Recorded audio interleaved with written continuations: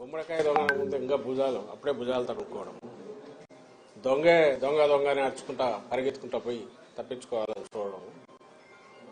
Classic కేసులు ఏమైనా ఉండేవి వీళ్ళే చేసేది. ఇప్పుడు ఈ డ్రగ్స్కు సంబంధించినంత వరకు వచ్చి పడింది అక్కడికి వైజాగ్లో ఒక భారీ సినిమా తరహాలో సినిమా ఫక్కీలో అది బయటకు వచ్చింది, పట్టుబడింది.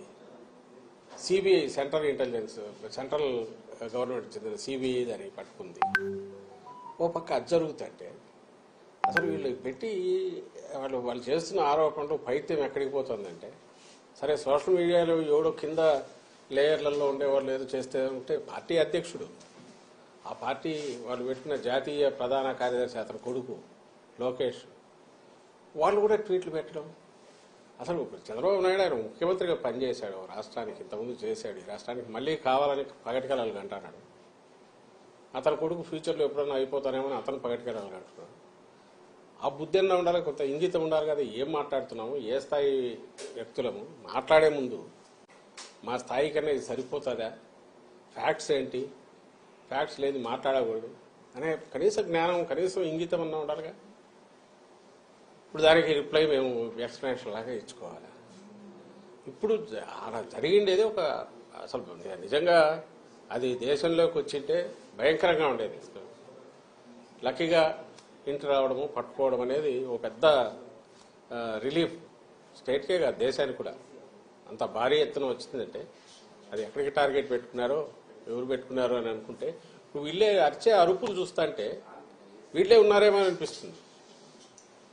అట్లాగా కంపెనీల్లో ఎవరున్నారని తెలిస్తే అంతా ఈ కుటుంబాల దగ్గరగా ఉండేవాళ్ళు, బంధువులు.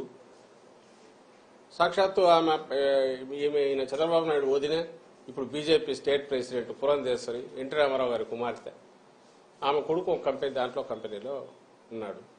ఆమె వియ్యంకుడు ఆ కంపెనీలోనే పార్ట్నర్ అనుకున్నారు. వాళ్ళు ప్రమోట్ చేసిన కంపెనీనే తర్వాత డివైడ్ అయ్యింది, ఒక్కొక్కరు ఒక యాక్టివిటీ చూసుకుంటున్నారు.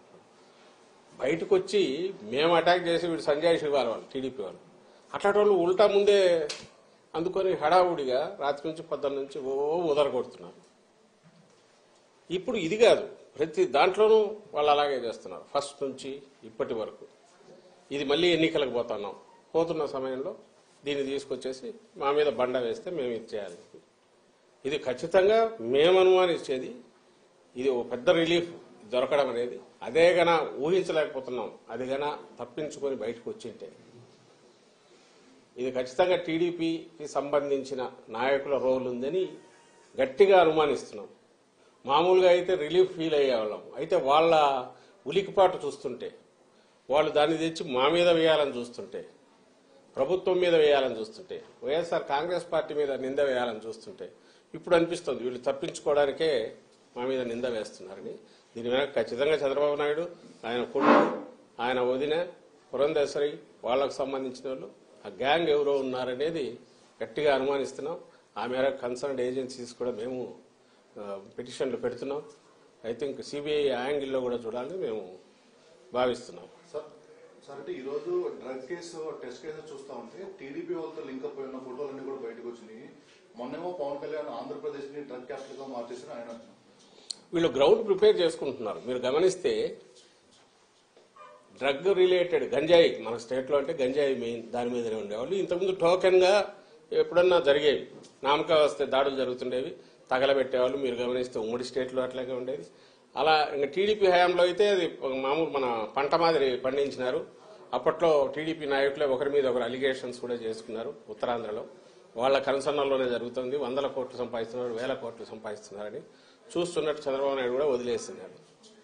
ఈ మా గవర్నమెంట్ వచ్చాక, జగన్మోహన్ రెడ్డి గారి గవర్నమెంట్ వచ్చాకనే నాట్ ఓన్లీ ఆ సాగును ధ్వంసం చేయడమే కాకుండా ప్రత్యామ్నాయ జీవనోపాధి కూడా కల్పించి అట్రాక్టివ్, ఆకర్షణీయమైంది. ఎందుకంటే దాంట్లో వచ్చే తక్కువ కష్టానికి ఎక్కువ ఫలితం వస్తుంది కాబట్టి దానికే అలవాటు పడి ఇంకా వేరే వైపు చూడని అటు ఆ ప్రాంతం ప్రజలందరికీ కూడా, అదిలో సరిహద్దు ప్రాంతంలో ఉండే వాళ్ళందరికీ ప్రత్యామ్నాయ పంటలను చూపించింది మా ప్రభుత్వం.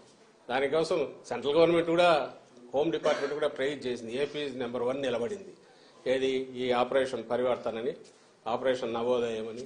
ఎవరైతే ఈ సాగు మీద డిపెండ్ అయిన ప్రజలు కానీ, బార్డర్ వీళ్ళు కానీ దానికి అలవాటు పడిన వాళ్ళను దాని నుంచి మళ్లించడంలో ఏపీ నెంబర్ 1 అనేది నిలబడింది. దానికోసం